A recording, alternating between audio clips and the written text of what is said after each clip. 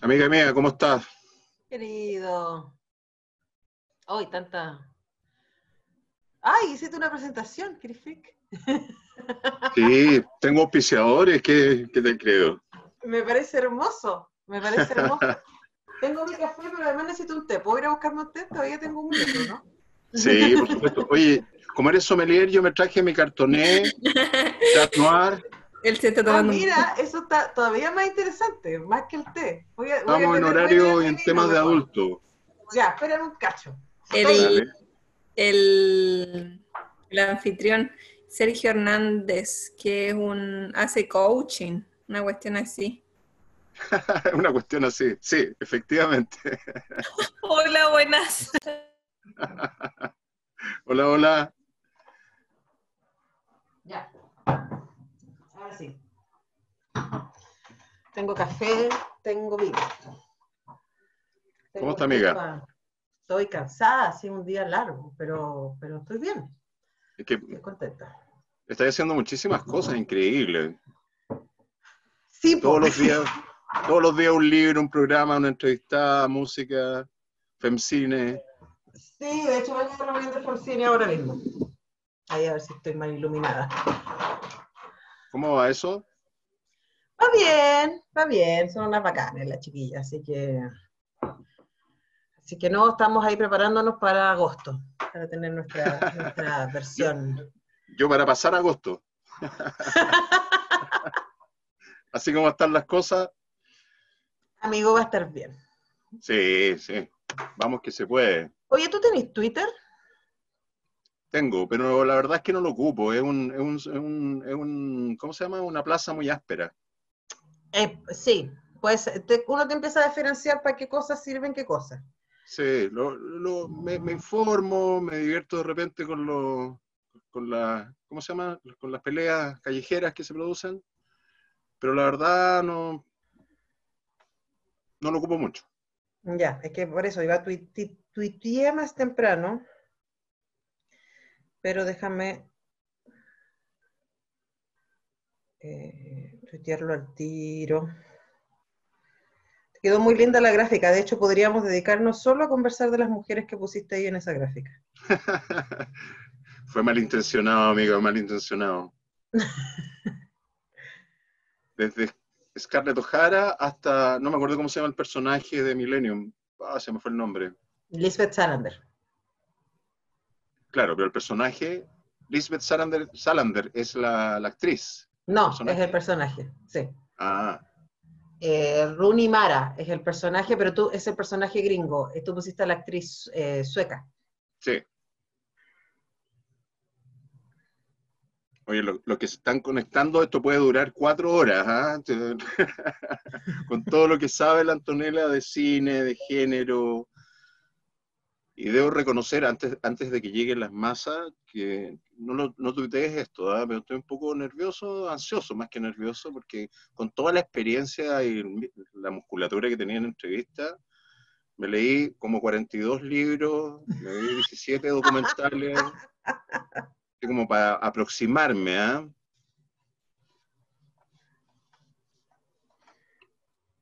Oye, partamos. Cuando usted quiera. Ya que saludamos a los auspiciadores, con los que están conectados, les doy las buenas tardes, buenas noches, como dirían nuestros amigos humoristas.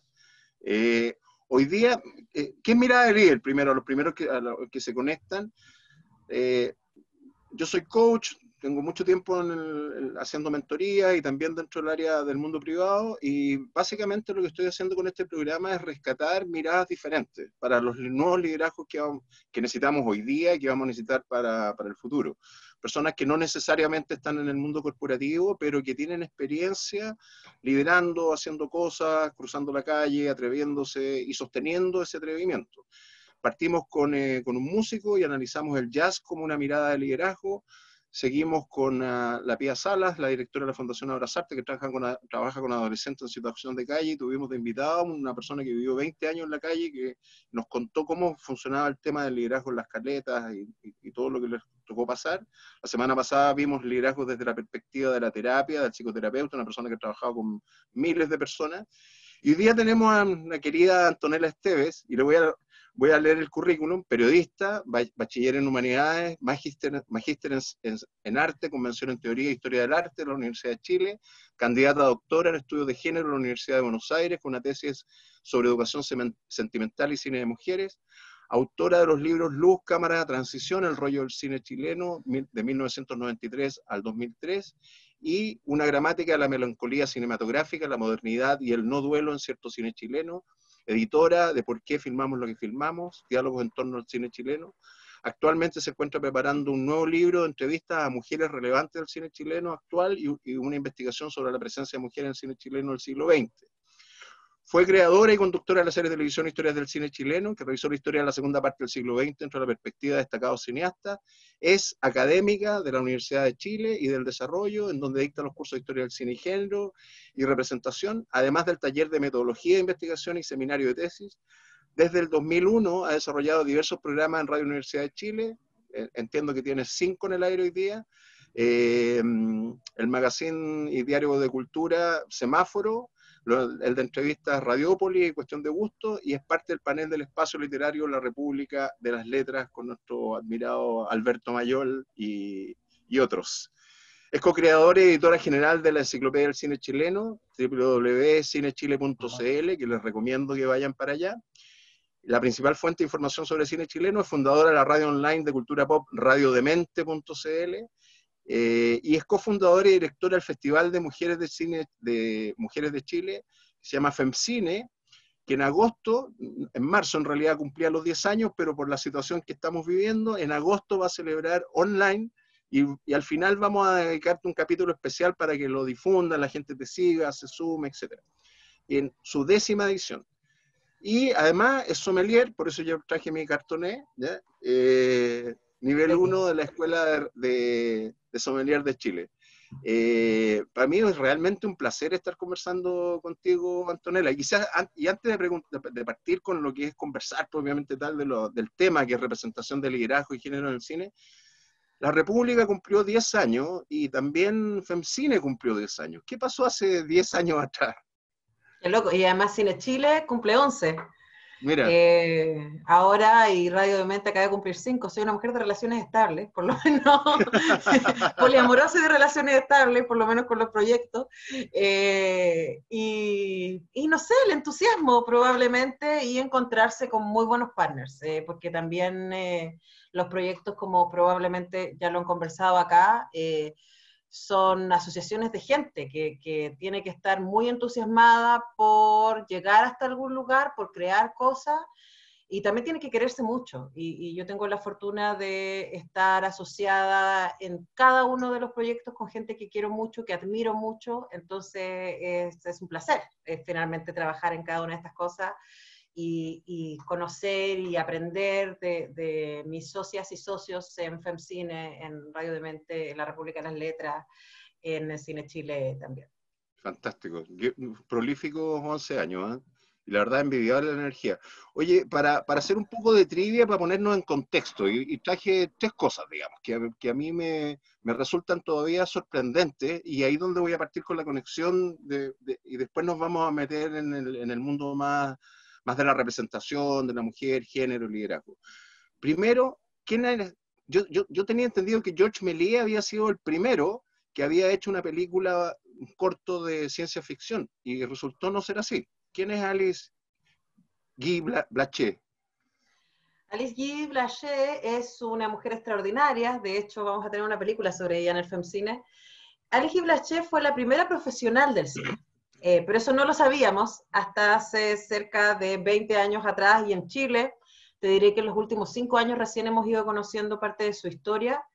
Ella, en la mayoría de los libros del canon, ¿cierto?, de la historia del cine, está considerada la secretaria de Gaumont, que fue uno de los primeros empresarios del cine, y efectivamente ella era la secretaria de Gaumont. Gaumont compró unas cámaras de las que ella estuvo como asistente a una de las primeras funciones de cine, y ella tenía mucha curiosidad por las posibilidades. Ella era una mujer de letras, su papá tenía una librería, de hecho ella creció, tuvo varios de sus primeros años acá en Chile, su papá tenía una cadena de librerías acá, en Santiago y también en Valparaíso, y volvió a Francia y ella siempre leyó mucho, entonces en su estructura estaba siempre la idea del storytelling, de contar historias.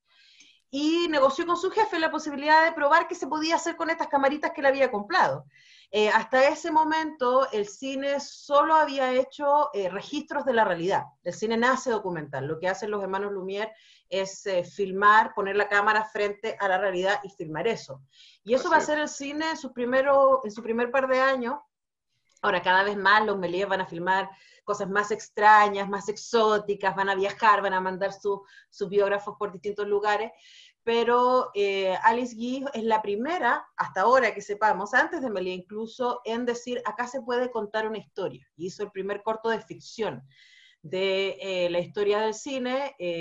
La primera que se le ocurrió, podíamos inventar una historia para contar aquí adelante, no solamente armar la realidad, y también fue la primera persona que fue al mismo tiempo productora, actriz, directora, guionista, y que logró transformar el cine en un sustento. Por eso hablamos de que es la primera profesional del cine. Entonces ella de alguna manera sienta las bases para lo que luego va a ser la industria. Es una mujer tremendamente importante que había estado absolutamente invisibilizada. Como tantas otras mujeres en la historia en distintos ámbitos. También a Alice Guy le tocó eso, y de hecho todavía están en recuperación, pues ella fue muy prolífica, filmó mucho, mucho, mucho, pero en ese momento muchos de los créditos fueron dados a los directores de foto, a los fotógrafos con los que ella trabajaba, o a su marido, con el que tuvo una productora en Hollywood durante algunos años. Entonces todavía ahí hay tesoros por descubrir de esta tremenda mujer de cine. Súper. Oye, entonces, chicos y chicas, primera cosa, o sea, no fue Georges Méliès el primero que hizo un documental. De hecho, Alice Guy Blaché hizo una película de ficción contando una historia. Se llama El hada de los repollos, así se llama, ¿ya? Y está en YouTube, véanlo, es cortito, pero ojo ahí, o sea, el primer elemento, como para ir entrando en calor, de cómo se invisibilizó a esta mujer tan importante en lo que fue el contar historias en el cine. El segundo así, pregunta de trivia, no tengo premios, Oscar, famoso, conocido premio Oscar. Llevamos 92 ediciones y tan solo una mujer se ha ganado el Oscar, que es un poquito más del 1%, digamos. Háblanos de la Kathryn Bigelow y de esa invisibilización de las mujeres.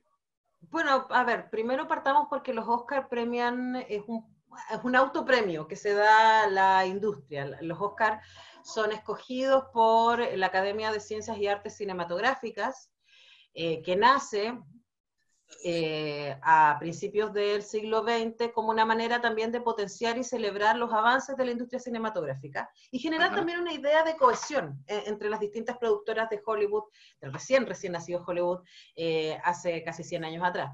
Y por supuesto, es súper interesante esto, porque ¿sabes qué, Sergio? Las mujeres estuvieron muy presentes en el nacimiento de Hollywood. Hay muchas, no solamente Alice Guy, hay muchas directoras y muchísimas guionistas que van a ser parte del Hollywood de la primera parte del siglo XX. Luego, cuando los años 30 empieza a entrar el sonido, y con el sonido también empieza a entrar Wall Street a Hollywood, y empiezan a entrar las grandes sumas de dinero, esos puestos que antes eran desdeñados, porque Hollywood no era tan importante, se consideraba que era un entretenimiento menor, que no se pensaba que iba a ser un gran negocio, bueno, empiezan a entrar los hombres blancos, además a instalarse ahí, y las mujeres empiezan a quedar cada vez más relegadas. Recién, en la década de los 60, es la primera mujer nominada a Mejor Directora. Nunca una película dirigida por una mujer ha ganado Mejor Película, eso también es otro dato importante. Recién hace un par de años fue la primera vez que una mujer estuvo nominada a Mejor Directora de Foto. Solo tenemos una mujer que ha ganado a Mejor Dirección, Kathryn Bigelow por The Hurt Lockers en el 2009, como bien pusiste ahí. Esto, bueno, hay muchas maneras de explicarlo, ¿no? Y también es interesante pensar por qué fue Kathryn Bigelow y no otra en otro momento. Por un lado, efectivamente, las mujeres producen menos. Hoy día, en términos generales, a partir de estudios internacionales y también de los mismos que hemos hecho nosotros desde Cine Chile y FemCine en Chile, El promedio es que menos del 20% de los largometrajes que se hacen están dirigidos por mujeres.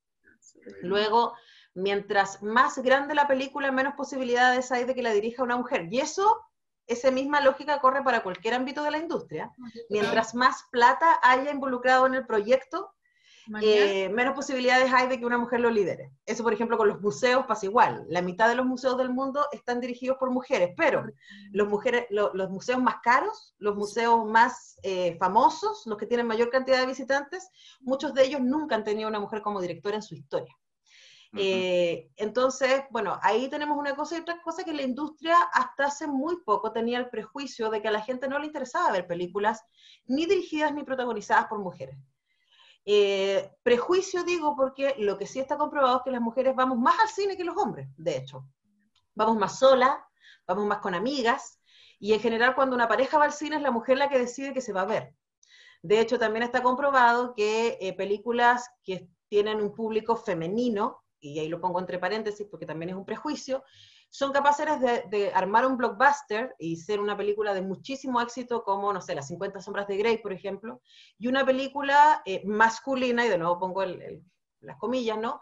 No necesariamente es capaz de ser un blockbuster si solo la ven hombres, necesita un público mixto, y es así que se arman los grandes blockbusters de la industria. Entonces, recién, si tú piensas, recién en los últimos 5 años, tenemos grandes películas industriales de gran presupuesto dirigidas por mujeres.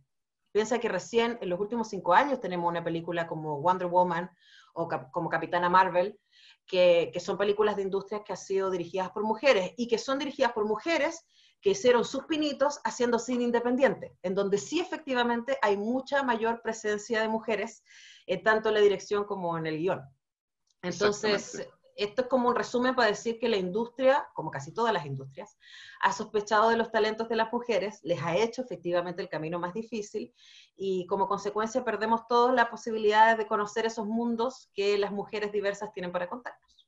Y un poco lo que se encarga FEMCINE y otros festivales que tienen esa característica, que son 100% directoras mujeres y con temática femenina, digo. Claro, pero ahí inmediatamente yo te pongo en cuestión qué entendemos por temática femenina. Porque ¿qué es una temática masculina? ¿Qué es una temática? Entonces, lo que hace FEMCINE es celebrar el cine hecho por mujeres. En su gran mayoría, todas las películas que compiten son películas dirigidas por mujeres, pero también en nuestra programación tenemos una sección que se llama Ellas por Ellos, que son películas dirigidas por hombres que nunca superan el 5% de la programación total del festival. Pero nos parece importante que esas películas dirigidas por hombres estén ahí porque creemos, como dice Diana Mafia, gran filósofa argentina, que el feminismo es una posición moral ante el mundo y no tiene nada que ver con lo que uno tenga entre las piernas. Entonces, que efectivamente hay mujeres que pueden hacer películas extremadamente machistas, como Las 50 sombras de Grey, por ejemplo, y hay hombres que pueden hacer películas maravillosamente feministas, como Gloria o Una mujer fantástica de Seba Lelio. Entonces, nosotros tratamos de rescatar también y destacar el trabajo de esos varones que están haciendo un esfuerzo por poner mujeres como protagonistas de sus historias, llevándolas más allá de los estereotipos clásicos en que el cine ha puesto a las mujeres. Perfecto.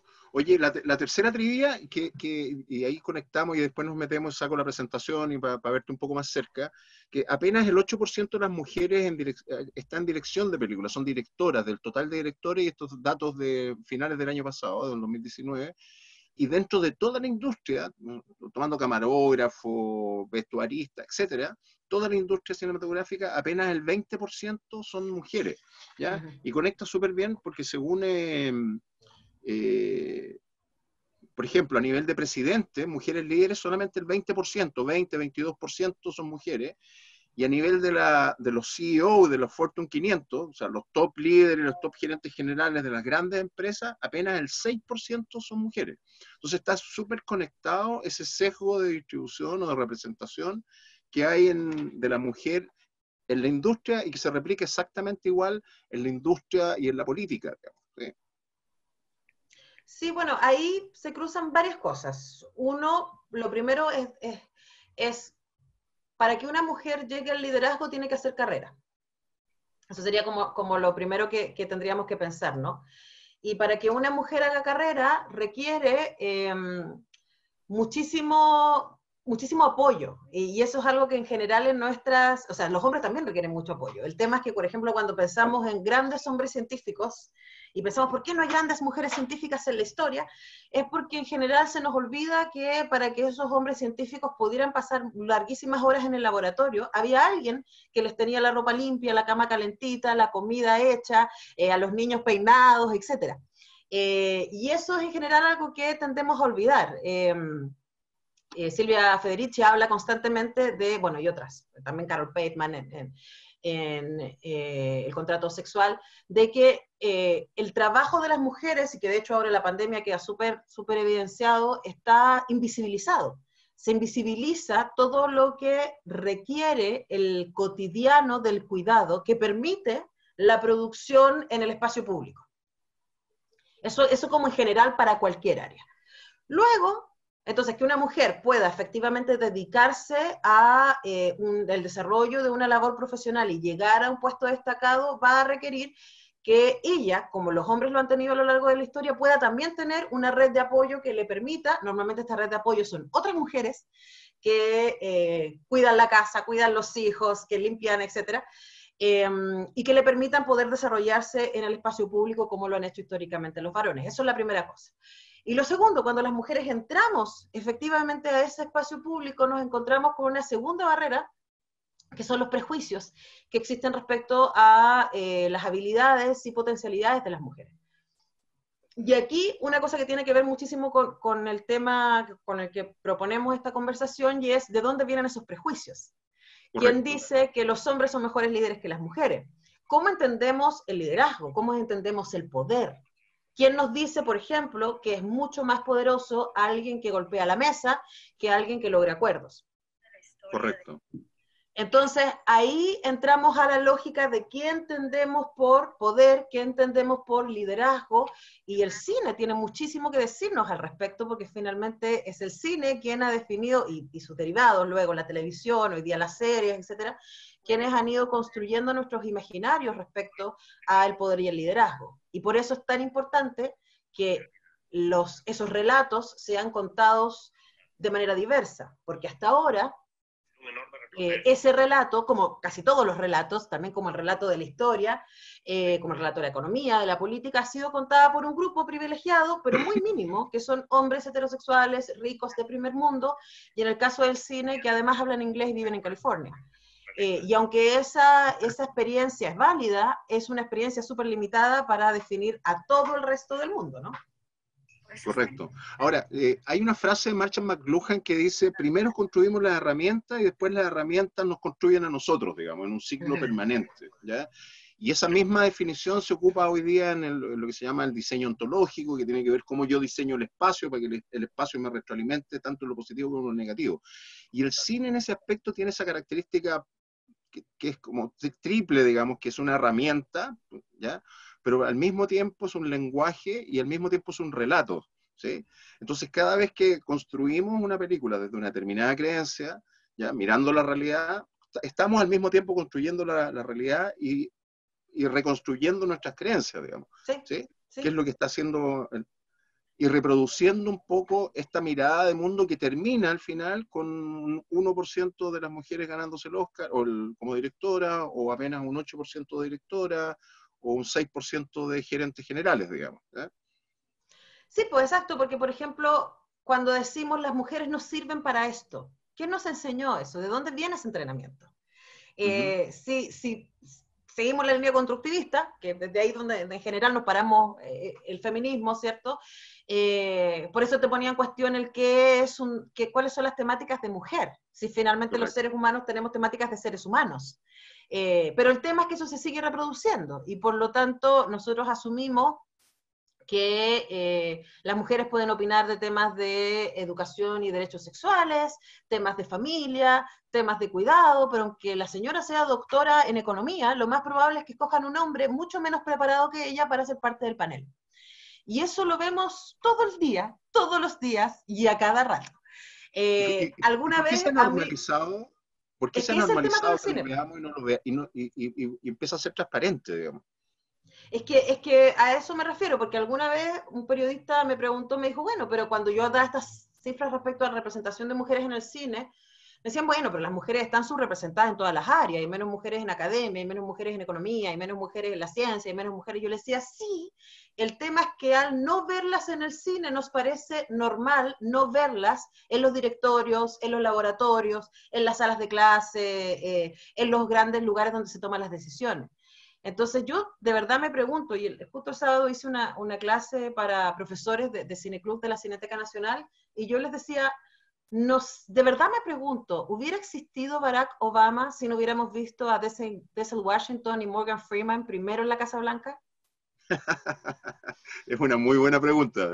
Es una pregunta para instalarla, ¿no? O sea, es como, la Jane Fonda tiene una fundación que se llama Seeing Jane, cuya bajada es You can't be what you can't see. Es muy difícil imaginarnos algo que no hemos visto. Y el tema es que el discurso cinematográfico y el discurso del imaginario, antes de la cinematografía, la literatura y el teatro, pusieron a la mujer en un lugar muy específico, que además es un lugar muy conveniente para la producción económica, hasta que llegó un momento que también se necesitó la labor de las mujeres para sostener este modelo, ¿cierto? Que es el lugar del espacio privado, o sea, el lugar de las mujeres, el lugar de la casa, el lugar del amor, el lugar del cuidado, no el lugar del espacio público, ese es el lugar de los hombres. Pero piensa que al hacer esa división casi como el andrógeno de los griegos, ¿no? Que ¡fum!, lo partieron por la mitad, y el que se fue con vaginas se va a dedicar toda su vida a buscar al que tiene pene para volver a ser uno, la idea de la fantasía de la media naranja, además de ser horrorosamente heteronormativo, esa lógica es instalar la idea de que somos mitad. Y por lo menos yo entiendo el feminismo como la pelea por ser una persona entera y compleja.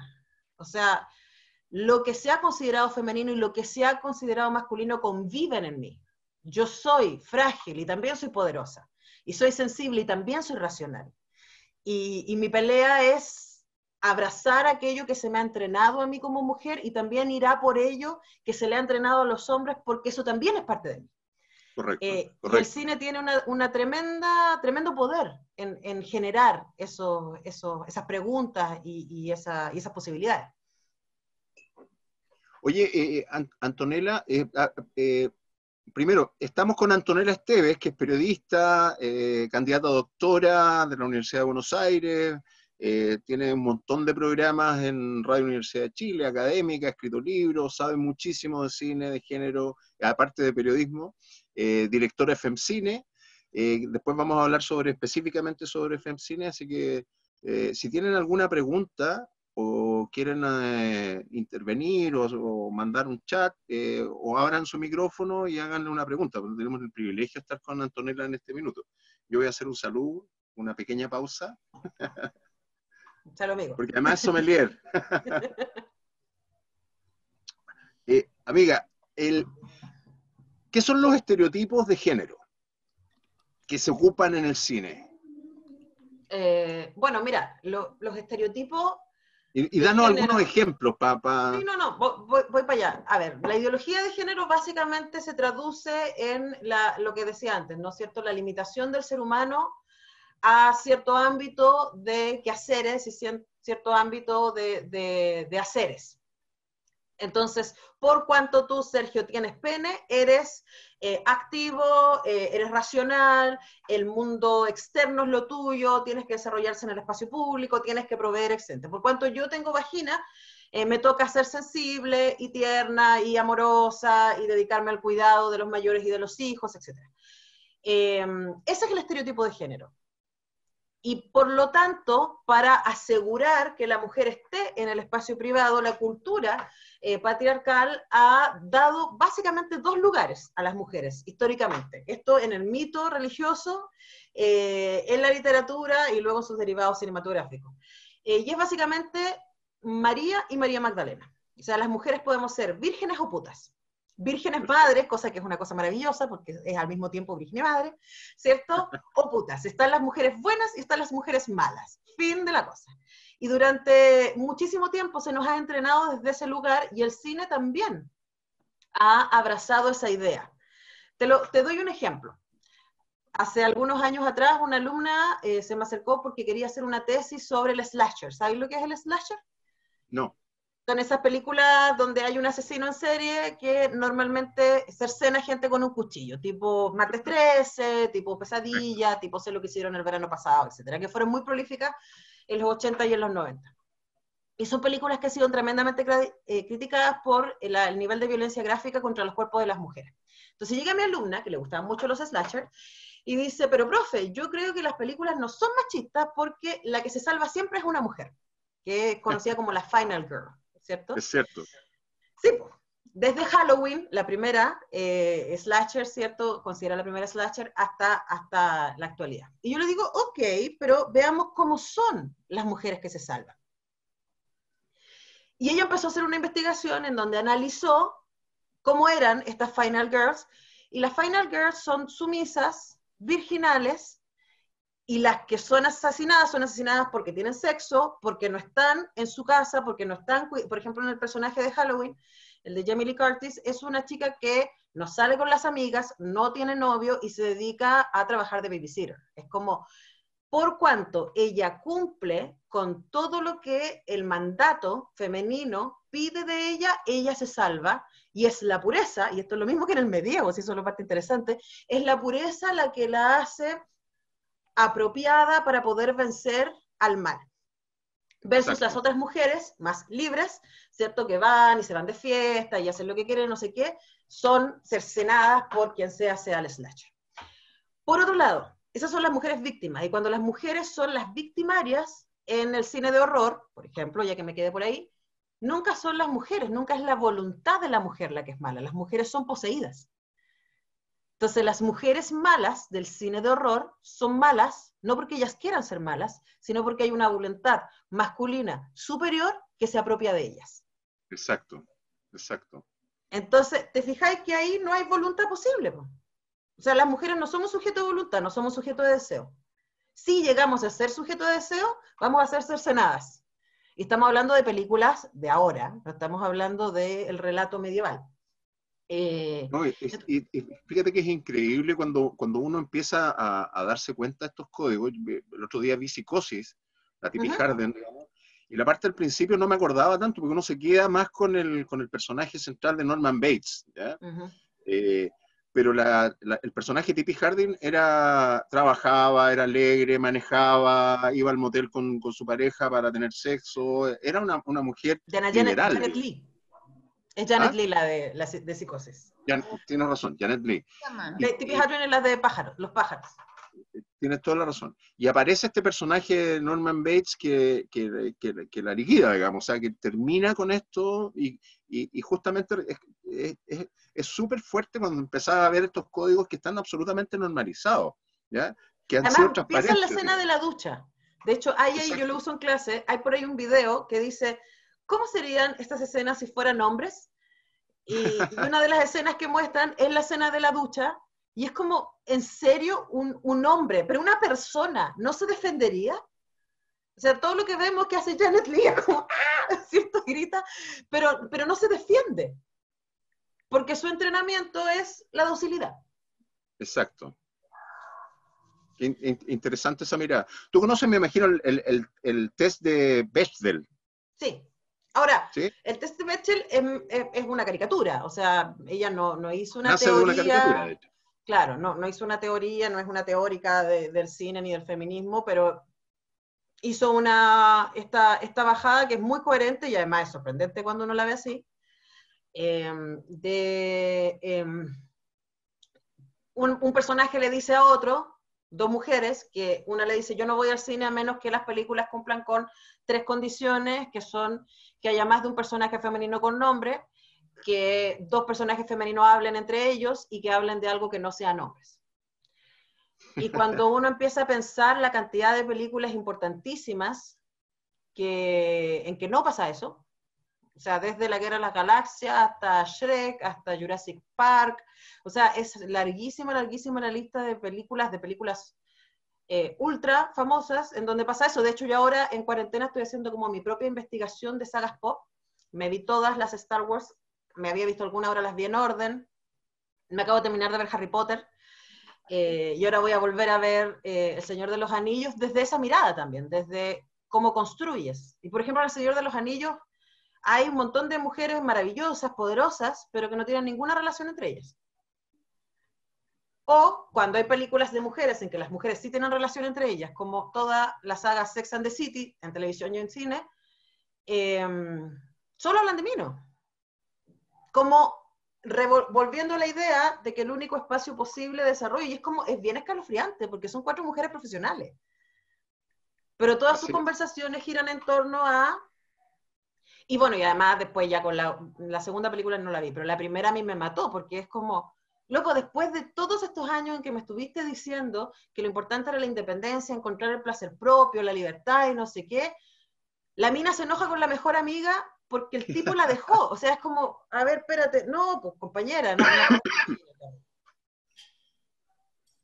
Entonces sí. Es bien increíble y da para reflexionar harto eso, ¿eh? Y voy a repetir el test de Bechdel, o sea, son una película que tenga 2 o más protagonistas mujeres. No, personajes con nombre. Sí, pero eso se le agregó después. O sea, primero que sean mujeres, segundo, que las mujeres hablen entre ellas, tercero, que cuando hablan no hablen de hombres, y cuarto, que tengan un nombre propio para identificarla. O sea, son 4 elementos, y hay chicos y chicas, los que están viendo, así de anecdótico puede ser, digamos, que hay un montón de películas que hemos visto durante toda nuestra adolescencia, nuestra adultez, que algunos seguimos y nos ponemos poleras de ellas, que no cumplen con este índice mínimo, digamos. Ahora, al revés, si uno hace el test Bechdel en el negativo, o sea, lo aplica a hombres, que sean 2 más hombres, que tengan nombre, que hablen entre ellos y no hablen de mujeres, todas las películas cumplen, ¿ya? O el 90 y tanto % de las películas cumplen, digamos. Y luego nos preguntamos por qué los hombres claramente hay un sesgo. No pueden elaborar, porque, ojo, esto también, por lo menos yo lo creo así, o sea, la ideología de género tiene a las mujeres sus víctimas principales. O sea, a nosotras nos matan, nosotras somos el grupo principal expuesto a la violencia y a la pobreza. Eso lo hemos visto especialmente ahora con la crisis sanitaria. Pero esta cosa de ser limitados como personas también le sucede a los varones. Luego nos preguntamos por qué a los hombres les cuesta tanto hablar de lo que les pasa. Y es como, bueno, pues si no se les entrenó en eso. Desde chiquititos se les dijo que cualquier cosa vinculada con las emociones era de niñita o era de marica, y asociando ambas cosas como algo negativo, ¿no? Así es. Y eso también, pues las películas, los tipos tienen que ser, o sea, hay 2 tipos masculinos, también son estereotipos. O sea, como están las putas y las santas, en el cine contemporáneo están los héroes de acción, que no piensan nada, que son súper duros, que van adelante, que son muy, muy básicos, o están los adolescentes eternos. Entonces, tampoco hay la idea de una construcción masculina íntegra, compleja, profunda, que tenga más que ver con lo complejo y profundo que es el ser humano. Sí, a mí es un tema que me apasiona hace muchísimos años, de buscar cómo debiera ser lo masculino moderno, digamos, ¿ya? He estado conectándome con los chicos de Ilusión Viril y siguiéndolos un poco en redes, pero la verdad es que no he logrado conectar mucho a raíz de todo lo que nos está pasando, digamos. Pero ahí hay todo un tema que las mujeres vienen por siglos trabajando, ¿eh? Yo me acabo de terminar de leer, y muchas gracias por el regalo de Feminismo para Principiantes, se los recomiendo absolutamente. Los primeros capítulos, la parte histórica es fascinante, se lee rápido, se lee bien, es increíble como desde 1400 que viene más o menos el tema, y siempre que se ha expandido hay una suerte de doble juego, donde acepto, pero al mismo tiempo rechazo, digamos, cierro las puertas, como abro un ministerio de equidad de género, pero demando a las tesis, digamos, al mismo tiempo, ¿ya? Como un doble juego y que en definitiva nos tiene donde nos tiene, digamos, ¿sí? Sí, pues porque yo pensaba en eso ahora en el verano, cuando se dio la discusión respecto a la equidad de representación en la próxima Asamblea Constituyente. Uh-huh. Y de verdad, yo conversé con mucha gente en la radio y era como, no puedo entender, así como, por favor, ¿cuál es el argumento en el 2020 para decir no queremos que las mujeres sean la mitad? O sea, es como, no, de verdad no lo puedo entender. Pero luego reconozcamos que hay varones que están en el poder, o sea, que el status quo, en el privilegio, en el poder, está súper cómodo. Está súper cómodo. Está calentito. Sí, y estar disponible para poner en cuestión ese orden. Estar disponible, incluso si ese cuestionamiento puede a la larga ser algo provechoso para ti. Es difícil, pues es difícil salir de ese lugar. Entonces, claro, si queremos un mundo más justo, Y, por ejemplo, ahora lo estamos viendo con lo que está pasando con el enclaustramiento y la sobrecarga que están teniendo las mujeres. O sea, no, ¿verdad, compañero? No me sirve de mucho que usted quiera ir a la marcha del 8 de marzo, pero que quiera estar en el PlayStation mientras la mamá de los niños se ocupa de las tareas, ¿cachai? O sea, es como, a ver, efectivamente es difícil soltar el privilegio. Fíjate que hace poco, y complemento eso con datos del INE, la encuesta de empleo hasta abril muestra de que se perdieron más fuentes laborales en mujeres, ¿ya? O sea, hay más cesantes, y más mujeres dejaron al mismo tiempo de trabajar, ¿ya? Sí. Que tiene que ver con este desequilibrio de hacerme yo cargo de los niños, de la casa, de la mantención, mientras el hombre sale a cazar, digamos. O sea, y es impresionante, o sea, llegamos a índices que no teníamos desde los años 80 de desempleo femenino, ¿ya? Es un retroceso súper importante que está pasando hoy día, y eso hay que estar súper consciente, de forma que a la vuelta, o sea, hay un desempleo general, pero la tasa de desempleo en el hombre es menor que lo que está ocurriendo con la mujer. Se están perdiendo. Y además porque las mujeres tienen los empleos más precarizados también. Además, exactamente. Entonces, las primeras que se fueron cortadas fue las trabajadoras del hogar. Y ahí se demostró también el nivel de precarización en que estaban, a pesar de la tremenda lucha que ellas han dado hace décadas por ser consideradas trabajadoras en términos de derechos igualitarios. Entonces, es muy complicado, o sea, todavía que se esté dando la pelea, que no vaya en el plan de apoyo el tema del postnatal de emergencia, es una locura. Es una locura. Entonces, finalmente, hay un corto en Netflix de estos, en pocas palabras. ¿Ya? Hay uno que es ¿por qué las mujeres ganan menos? Y ahí explican básicamente que el problema, o sea, mientras se entienda que los responsables de la procreación y la crianza son las mujeres y no la sociedad completa, vamos a seguir teniendo a las mujeres en empleos precarizados o con doble labor. ¿Qué es lo que pasa? Finalmente las mujeres que tienen hijos y que además son profesionales, a menos que tengan parejas maravillosamente feministas, y vamos por eso, porque efectivamente los hay, o que estén en parejas de amor lésbico, etcétera, que ahí, por supuesto, uno puede pensar que podría haber una mayor equidad en la distribución de las labores. Mientras no se entienda eso, las mujeres van a seguir trabajando más. Ahora, al mismo tiempo te lanzo yo a ti una pregunta. ¿Por qué crees tú que la pandemia ha sido mejor manejada en países que han tenido líderes mujeres? Es una muy buena pregunta, ¿eh? Porque mira, mi respuesta, y voy a citar un libro y después lo voy a poner en los comentarios de todo esto, ¿eh? Pero uno que se llama ¿Por qué hay tantos hombres incompetentes en cargos de liderazgo? ¿Ya?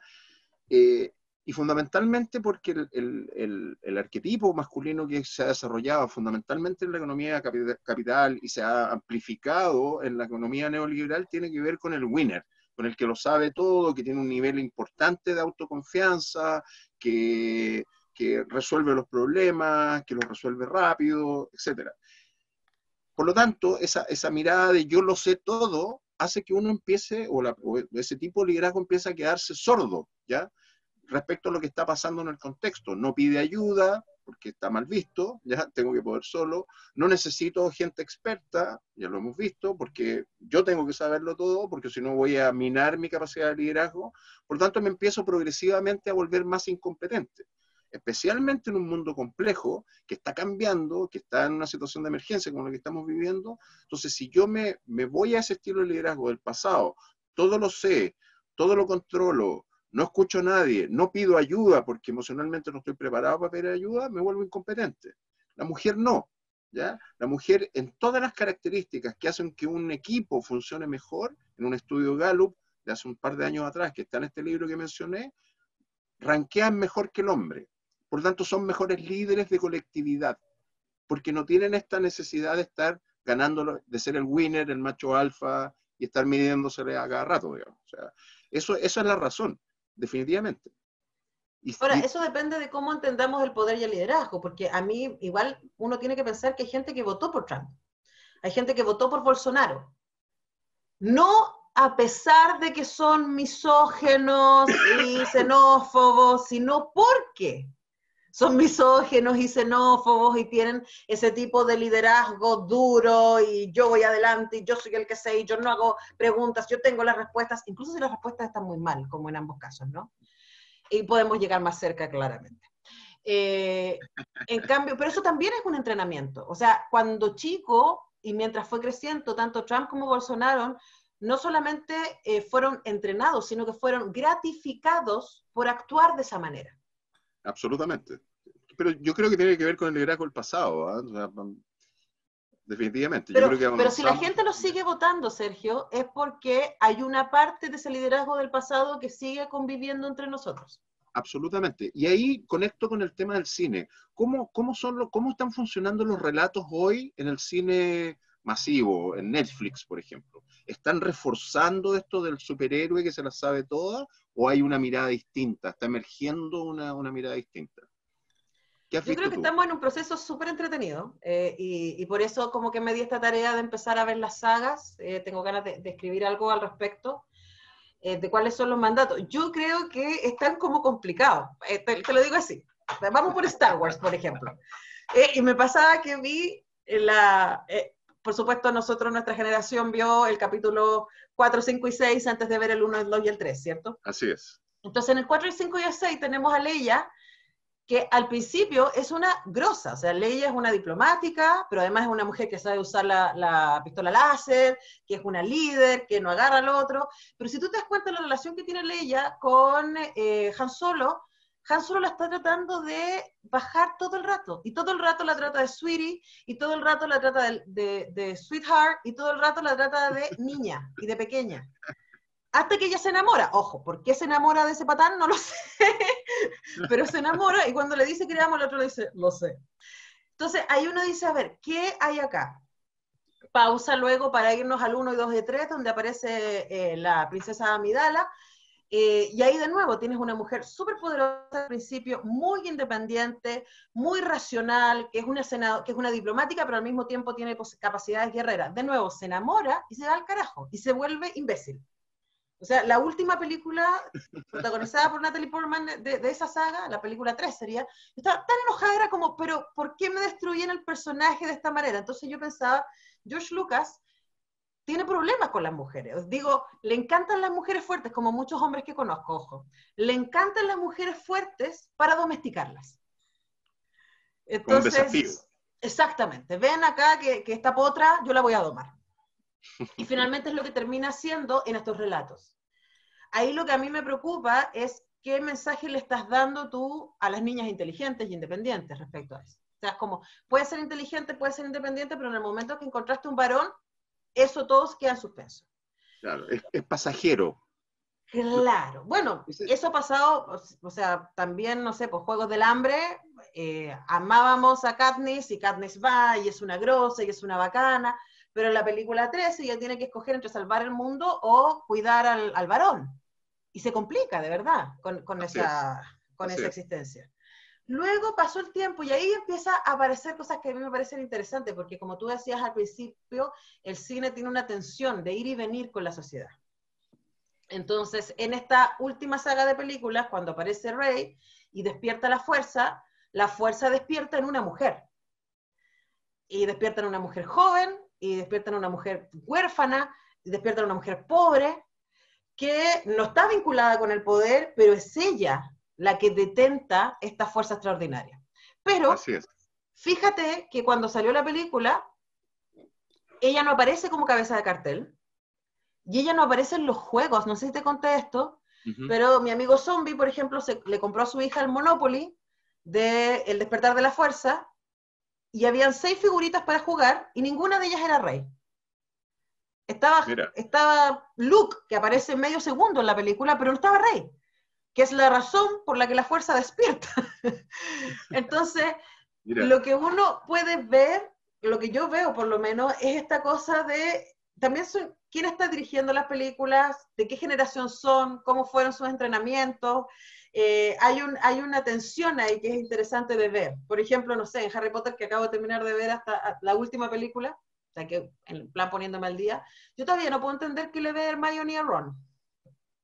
O sea, ellos reconocen, sin Hermione no podríamos sobrevivir. Ella es la más valiente, ella es la más matea, ella es la que mejor se maneja, pero se enamora del amigo que hasta la última película, recién, yo creo que la última película se pega una madurada, pero antes de eso es un tipo que, en las propias palabras de Hermione, tiene la destreza emocional de una cuchara, y no ha demostrado ni ser muy brillante, ni ser solamente ser buen amigo.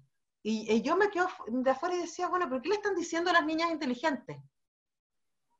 Quédate con un varón que no te llega a los talones, ¿cachai? Quédate con el tipo que es buen amigo. Pero sorry, me encanta Ron, me cae muy bien. La única explicación que yo podría tener, y esto es para los fans de Harry Potter, es que se enamora de la familia de Ron, que yo también encuentro que los Weasley son lo máximo, pero ahí hay algo, ¿no? Que nos están diciendo. Y puedo hacer lo mismo con probablemente toda la saga Avengers y ver cómo parten de un lugar, pero con el tiempo, cómo la sociedad está cambiando. O sea, Black Panther hubiera sido imposible hace 20 años atrás, hace 10 años atrás. Pero de nuevo, mira, ojo, para cerrar esto, fíjate que en Black Panther, ¿viste Black Panther? ¿El documental? Black Panther, la película de ficción de Marvel. No la he visto, no. Ya, bueno, Black Panther es como la primera película así como full superhéroe negro, y el país que habitan es Wakanda, que son increíbles, en donde la persona más inteligente, la mente más brillante de Wakanda es una mujer. Es la hermana chica de Black Panther, y el ejército que protege al rey son puras mujeres. Pero no hay niños. Porque si yo pongo niños en ese relato, me tengo que hacer cargo de quién se hace cargo de los niños. Claro, obvio. Y volvemos a lo que estábamos hablando antes, ¿cachai? Entonces, no pasaron la censura en la producción. Mira, claro, es interesante.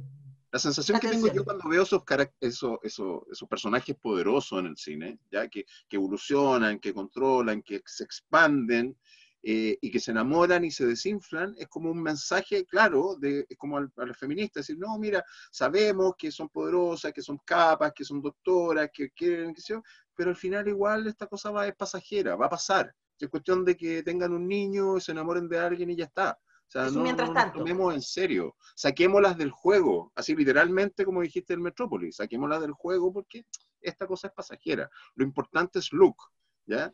Él es el permanente. Ese es el mensaje. Es un mensaje de desaliento, así directamente, digamos. Ahora, bueno, si te fijáis, el mismo mensaje que uno escuchaba cuando a mí me decían a los niños no les gustan las niñas muy inteligentes.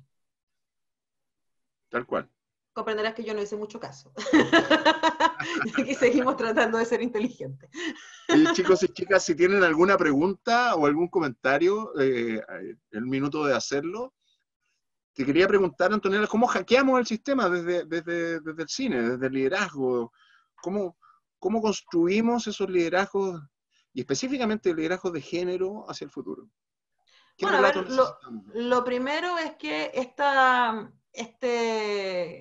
sacar del juego a las mujeres, que no esté rey en el Metrópoli, fue hackeado por el consumo. O sea, los y las fans de Star Wars empezaron a decirle a Hasbro, que producía los juguetes, y a Mattel, ojo, que nosotros queremos jugar con Rey. ¿Dónde está Rey? Y empezó toda una campaña que era Where's Rey? Entonces, es súper interesante decir que nosotros como consumidores y consumidoras de cultura tenemos todo el derecho a patalear, a hacer escándalos y a cuestionar, porque efectivamente eso es lo que está cambiando Hollywood. Hollywood está cambiando porque el público está cambiando. Y no es la primera vez que lo hace. El Hollywood de los 60, el que recibió a Spielberg, a Coppola, a Scorsese, fue porque la producción empezó a distanciarse de los movimientos sociales que estaban inundando Estados Unidos y tuvieron que llamar a realizadores y realizadoras que tuvieron una mirada más vinculada con ese mundo. Entonces yo creo que hay algo ahí que hoy día está pasando que es interesante. tenemos que cuestionar lo que vemos, tenemos que tener una mirada al respecto, pero primero tenemos que tener una mirada de género nosotros, podemos cuestionarnos a nosotros y de ahí ver, oye, a ver, espérate, pero ¿por qué este personaje hizo eso? ¿De dónde viene esto? ¿Cuál es el discurso? Y ahí en ese camino se nos caen cosas, o sea, un poco lo que ha pasado ahora con la lectura xenófoba de lo que el viento se llevó, y es como, bueno, tenemos que entender que las obras son productos culturales que hablan de ese momento, o sea, qué decir con El nacimiento de una nación, de 1915, o sea, es una oda al Ku Klux Klan, pero es producto de su época. Entonces yo creo que tenemos que entender que las obras hablan de su época, y nosotros tenemos que cuestionar las obras de nuestra época. Sin duda. Y si somos creadores y creadoras de contenido, tenemos que aprender, empatizar, preguntar, para generar contenido que dé cuenta de la diversidad. Claro, de hecho es impresionante ver hoy día El nacimiento de una nación de Griffith, porque está mencionada en todos los libros de historia como uno de los pilares del cine moderno, digamos. ¿Ya? Es que lo es. Y hoy día le seguimos rindiendo culto, digamos, como a Hitchcock, pese a todo lo misógino que es hoy día, en la lectura que uno hace hoy día. O sea, yo enseño historia del cine y vemos esas películas con mis alumnos, y las ponemos en cuestión, como hay que poner en cuestión a Woody Allen, como que hay que poner en cuestión a Polanski, como hay que poner en cuestión a Lars von Trier, ponte tú, que no tiene casos de acoso y abuso fuera del cine, pero veamos las películas, por Dios, se dedica a torturar mujeres en todas sus películas. Entonces, yo creo que uno tiene que ejercer como espectador, como espectadora crítico y consciente. Eso es lo primer lugar. Y luego, si generamos contenido, generar contenido desde la empatía. ¿Y educarse? Obvio. Pero ¿sabéis que educarse es reconocer, es salirse del privilegio? Lo que tú decías antes del liderazgo tóxico de Bolsonaro y Trump, ¿cachai? O sea, bajarse el pony, si de verdad no sabemos, ¿cachai? Yo puedo ser súper feminista y súper empática, pero yo no tengo idea de lo que es ser una mujer mapuche lesbiana. Yo no tengo idea de lo que es ser una inmigrante en Chile. Yo no tengo idea. Y si quiero contar esas historias, tengo que ir a preguntar con mucha humildad, reconociendo que no tengo idea. Exactamente. Que fue, por ejemplo, lo que hizo Lelio para Una Mujer Fantástica. Buscó una asesora, una mujer trans, que le ayudara a contar esa historia porque no era su historia. Y esa mujer trans se transformó en la protagonista de la película, y en una estrella. Pero partió como asesora de guión. Así es. Es bonita esa historia, ¿eh? ¿Sí? Les recomiendo, vean esa película con esta información que estamos de alguna forma recién, así como raspando la superficie. Hay una pregunta de Giovanna Bachitú, no sé si está bien dicho, digamos. Gracias por esta interesante conversación. ¿Qué nos puede decir, Antonella, sobre este tema en el cine chileno? ¿Cuál de todos los temas? Bueno, el cine chileno, el nivel de dirección es más o menos similar. Yo llevo contándolo todos los años desde que tenemos FEMCINE, y en ningún año el cine chileno ha superado el 20% de dirección de largometrajes estrenados hechos por mujeres. Otro dato, y este dato no es mío, es de unos investigadores de la Universidad del Desarrollo, que analizaron las 100 películas chilenas más vistas entre el 2000 y el 2016. Este dato es súper fascinante. Aileen Hudson lideró esa investigación, ella es una grosa, una bacana. Y ojo, las películas chilenas que tuvieron más de 100.000 espectadores entre el 2000 y el 2016 fueron 34. Ninguna de ellas fue dirigida por una mujer.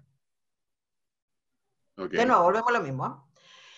Y otra cosa que es interesante es cómo se representan. Normalmente hay más hombres, pueden encontrar el estudio por ahí, hay más hombres que mujeres protagónicos. Y, por ejemplo, te doy un solo ejemplo, que a mí me conmueve mucho del estudio que hizo Aileen y su equipo, es que en este grupo de películas, en estas 34 películas, hay 8 madres solteras como personajes. ¿Ya? Ningún padre soltero. Ok. Entonces inmediatamente tú dices, bueno, pero efectivamente en el mundo hay padres solteros, pero no ven su experiencia representada en el cine.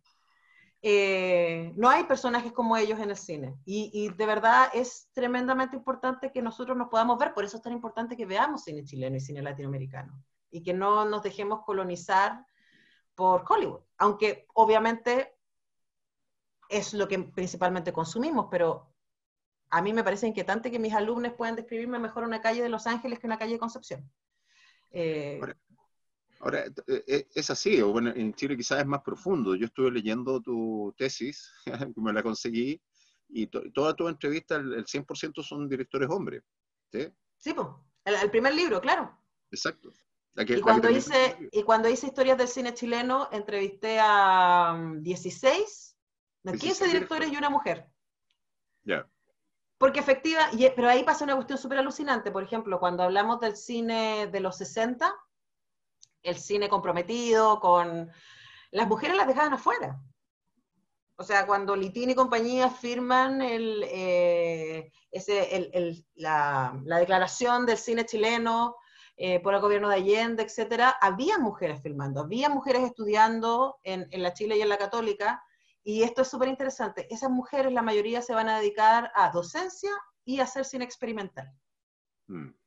Que hoy día, ojo, sigue pasando, la mayoría de las directoras chilenas dirigen documental, no ficción. Porque de Sí, nuevo volvemos a qué se entiende por liderazgo. exactamente. Y el documental es algo más, entre comillas, femenino. Es más acorde con el mandato de género. Entonces, es más pequeño, es más familiar, es más Más barato. tranquilo, es más barato, versus las películas de proyección que se le dan a las mujeres. Así Y por es. eso, hasta el día de hoy, tenemos solo, y es espeluznante, tenemos 2 mujeres. No, tenemos una mujer que tiene 4 largometrajes, 3 de ellos y uno codirigido, y no sé, la Dominga Sotomayor que también tiene 3 largometrajes en los últimos 20 años. Versus te puedo nombrar 15 varones que tienen 4 películas en estos últimos 20 años. Bueno, es lo que ocurre después de los grandes procesos de cambio. El otro día vi el documental Hoy no, ¿cómo es? Hoy Hoy no no mañana. mañana. ¿Cómo se llama la directora? Josefina Montané. Josefina Montaner. Espectacular el documental. A uno que vivió esos procesos, digamos, de los años 80, final de dictadura, plebiscito, etcétera. El rol de la mujer ¿cómo se llama? Es emocionante, ¿ya? La capacidad de Pero invisibilizado de organización, nuevo. el talento integrador, la transversalidad, lo que hicieron en el Estadio Santa Laura, que habían mujeres espirituales, mujeres políticas, mujeres artistas, mujeres libertarias, o sea, habían 50.000 personas y la verdad es que era estremecedor. Y después la forraron, después Claro, empezaron a... pero piénsalo al revés, Sergio. ¿Por qué los hombres no pudieron hacer eso? Porque su mandato es competir. Exactamente, Nuestro exactamente, mandato es colaborar. tal cual. Entonces, volvemos al tema de que si ponemos en cuestión los mandatos, los hombres pueden ser colaborativos, mucho más colaborativos, y las mujeres podemos ser mucho más valientes. Así es. Fíjate que ese del colaborar versus competir es una característica que se ha repetido en las 4 conversaciones que hemos tenido respecto a mirada de liderazgo. ¿Sí? En el jazz se produce mucho esto de la colaboración. Dejar de repente que el Mike Davis haga su solo, digamos, pero todos tienen su minuto de solo. En las caletas, ¿ya? Gente en situación de calle, de hecho yo le pregunté a este chico, oye, ¿quién era el líder de la caleta? Me dijo, no, no somos un líder, somos una familia. ¿Ya? Nos defendemos entre todos. Hay códigos que tienen que ver con el grupo, con la manada, donde todos nos defendemos. En algunos minutos hay unos que pegan más fuerte, otros que corren más rápido, y los reconocemos, pero somos una familia. ¿Ya? Y la semana pasada con Big Grand decía que una de las cosas que se notaba en la evolución de las personas es que cuando se abren a colaborar, es decir, no me la puedo solo, necesito a alguien que agarre el otro lado en la mesa, y dejo de competir. No, yo sí puedo y puedo levantar la mesa solo, aunque la termine rompiendo y rayando, digamos. Súper Claro, pero interesante. ahí te das cuenta que, por ejemplo, por eso los hombres lo están pasando peor que las mujeres en términos identitarios, no en términos de trabajo. Las mujeres están trabajando más en la cuarentena. Pero en términos identitarios los hombres lo están pasando peor, Así porque es.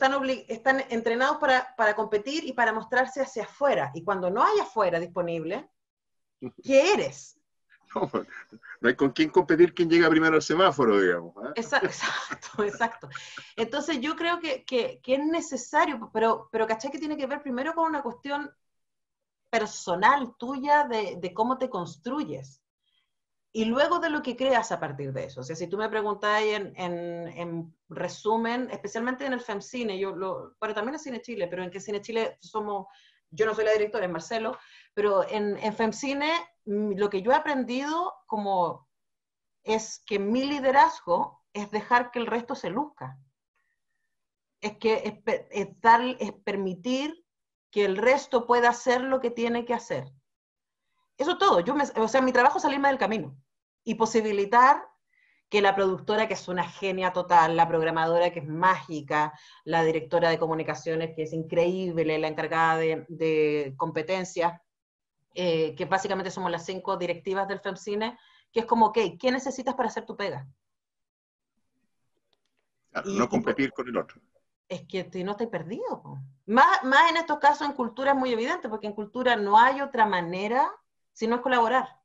Es tan hostil el medio, es tan difícil que un festival llegue a los 10 años, es tan difícil que llegue a los 5, es tan difícil que llegue a los 10, que la única manera es colaborar, y no solamente entre nosotras, también hacia afuera. El FEMCINE se hizo los primeros 3 años sin ningún aporte económico, nada. Por ahí algunos amigos nos pasaban unas lucas y otros nos pasaban cosas o servicios, o yo te aporto con esto. Las salas, hasta el día de hoy, todas las salas en donde se hace FEMCINE son colaboradoras del festival.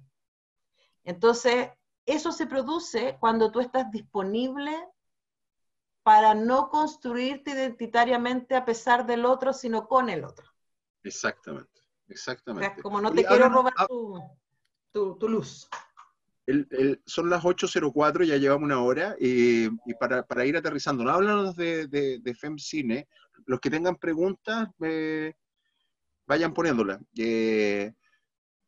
Se van a mover a modo online ahora en agosto. Cuéntanos todos los detalles, invítanos, dónde encontrarte, etcétera.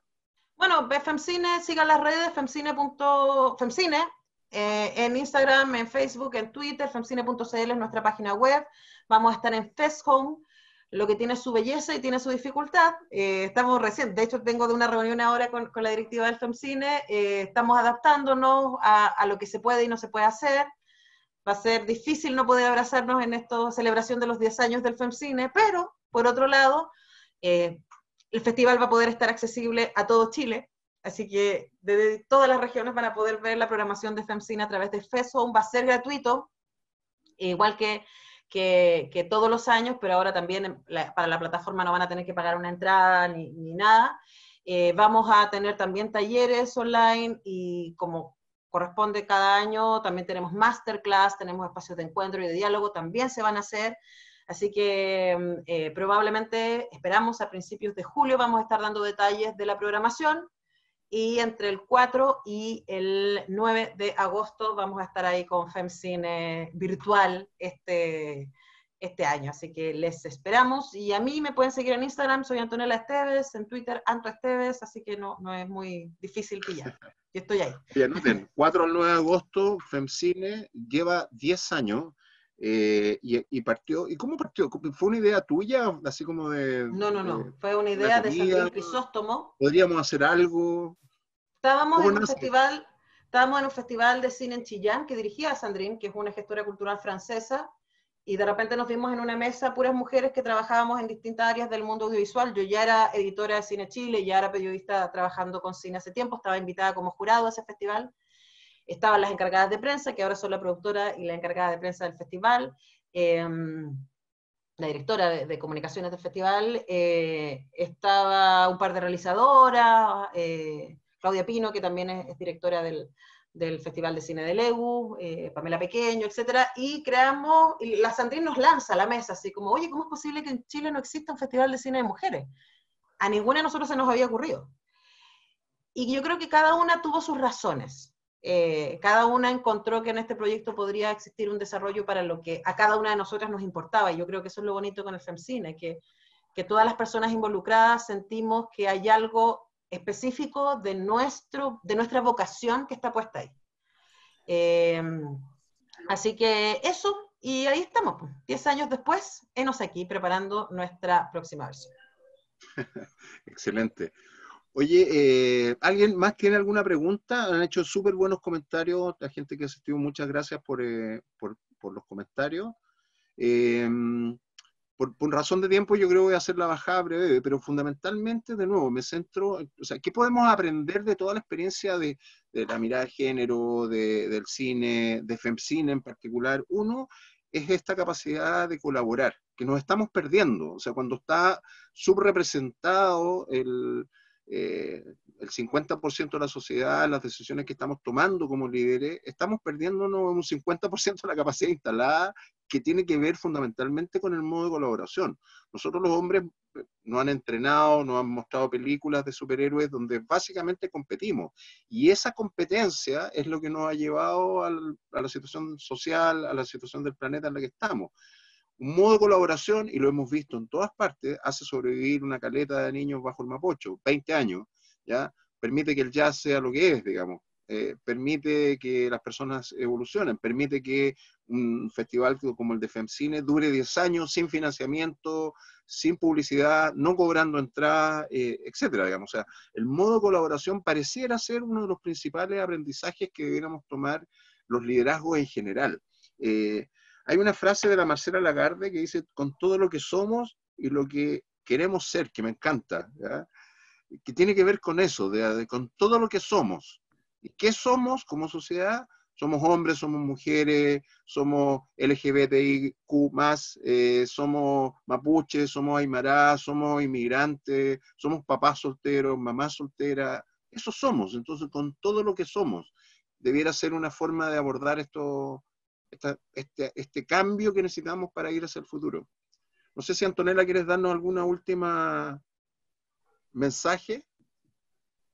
Ahí están los aprendizajes rápidos para no extenderme. Tengo 500 notas. ¿Dónde nos podemos ir a educar? ¿Qué podemos leer?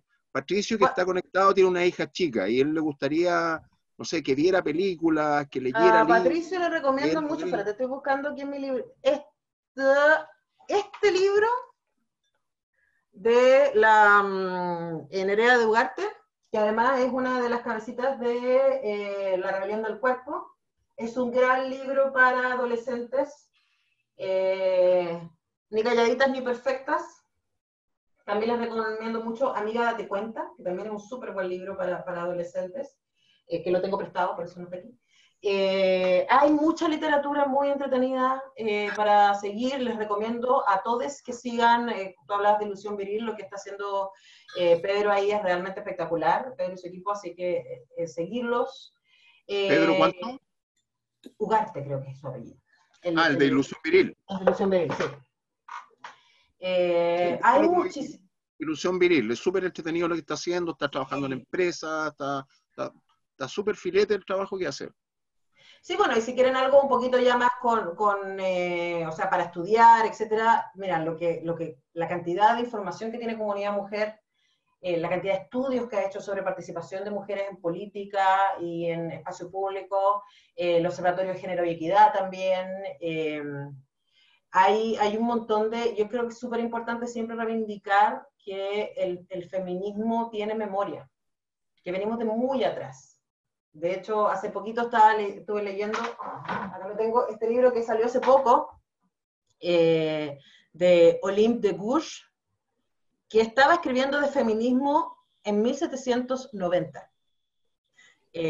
Como la Mary Wollstonecraft, etcétera. O sea, y para atrás podemos seguir. O sea, hay un montón de historia, pero recomiendo mucho este que te mandé de Nerea Varela, de Feminismo para Principiantes, un súper buen libro para partir. Pero hoy día hay muchísimas charlas TED. Hay una TED que a mí me encanta, que no sé si te la recomiendo alguna vez, que habla acerca de, creo que pueden poner niñas valientes y les va a aparecer, cómo hacer que nuestras niñas sean más valientes. Y para cerrar, 2 películas que yo te recomendé, Sergio, hace tiempo, que yo sé que las viste, Misrepresentation y The Mask You Live In. Ambas están en Netflix, y una es acerca de la representación de las mujeres en los medios de comunicación, y la otra es de la construcción de la masculinidad en Estados Unidos. Y de verdad, ambas son excelentes, yo las uso en clase y siempre dan para muy buenas reflexiones y conversaciones. Con eso. Sí. Miss, así como de Miss, Claro. Miss Chile, digamos, con 2 S, Representation. Está en Netflix. Y la otra es, la voy a escribir aquí, The Mask You Live In. Exacto, y The Mask We Live In, de Jennifer Sievel, la canadiense, si mal no recuerdo. Y que son las 2 de la misma directora, del Representation Project. Y bueno, y cualquier duda le escriben a Antonella o me preguntan a mí, así como, ¿cómo se llamaba? Yo recomiendo el de, voy a repetir, Feminismo para Principiantes, Amiga, date cuenta, Pedro Ugarte, ir a buscarlo de Ilusión Viril, buscar Comunidad Mujer, ver estos dos documentales de Misrepresentation, The Mask We Live In. ¿Sí? Hay un montón de cosas. Hay tantas cosas para aprender. Etcétera. Déjame ver el chat que están diciendo. The Mask You Live In, y ahí está. Estaban preguntando cómo se llamaba la segunda. Jennifer Siebel. Lo puede escribir. ¿Algo más? ¿Alguien más tiene alguna pregunta, algún comentario, abucheo, aplauso para despedir a Antonella? La próxima semana tenemos a Oscar Seguel, ¿ya? Oscar Seguel es fotógrafo, ex gerente, qué sé yo, que se lanzó del 15º piso al mundo de la fotografía fundamentalmente donde combina tres cosas: la fotografía de danza y de calle, y el tema del liderazgo, porque él fue gerente durante mucho tiempo. Lo vamos a tener. La pareja de él hizo la famosa foto que hoy día está, que sale la chica frente al guanaco con la bandera chilena en la mano. La que está en la portada del libro de Alberto. Exactamente. ¿Sabes que estaba pensando que podríamos hacer las 50 leyes del liderazgo? Pero yo creo que Alberto ya lo hizo con con las 50 leyes del poder.